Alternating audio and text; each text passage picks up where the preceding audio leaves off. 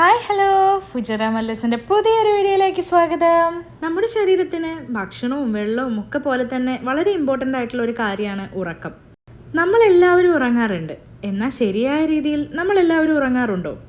മാനസിക പിരിമുറുക്കം കൊണ്ടും ശാരീരികമായ അസ്വസ്ഥതകൾ കൊണ്ടും രോഗകാരണങ്ങൾ കൊണ്ടുമെല്ലാം നമ്മുടെ ഉറക്കങ്ങൾ ഇന്ന് പാതി വഴിയിൽ നിന്ന് പോവുകയാണ്. പഠനങ്ങൾ പറയുന്നത് ഒരു മനുഷ്യൻ ശരാശരി 7 മുതൽ 9 മണിക്കൂറെങ്കിലും രാത്രി ഉറങ്ങണമെന്നാണ്.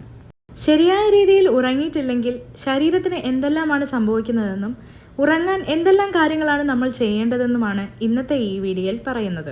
നല്ലൊരു ഉറക്കത്തിലൂടെ നമ്മുടെ ബ്രെയിനിൻ്റെ പെർഫോമൻസ് ഇമ്പ്രൂവ് ആവുന്നു, ഹെൽത്ത് ഇമ്പ്രൂവ് ആവുന്നു, അതുപോലെ തന്നെ നമുക്കൊരു പ്ലസൻറ്റ് ഫീലിംഗ് ലഭിക്കുന്നു.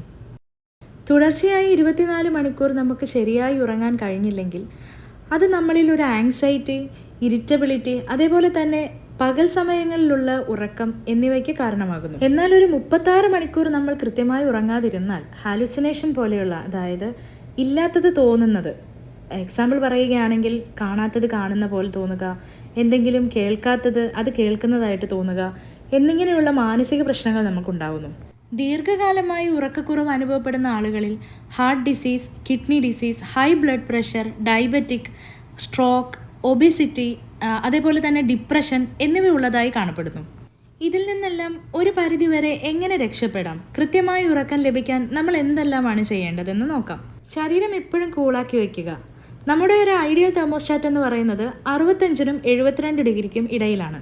മെനോപോസ് ആവാറായ, അതായത് ആർത്തവം നിലയ്ക്കാറായ സ്ത്രീകളിൽ ഹോട്ട് ഫ്ലഷസ് പോലെയുള്ള പ്രതിഭാസങ്ങൾ കാണപ്പെടുന്നു. അതുകൊണ്ട് തന്നെ ഇത്തരത്തിലുള്ളവർ റൂം ടെമ്പറേച്ചർ കുറച്ചു വയ്ക്കുന്നതും കോട്ടൺ ഡ്രസ്സുകൾ വെയർ ചെയ്യുന്നതും വളരെ ഫലവത്താണ്.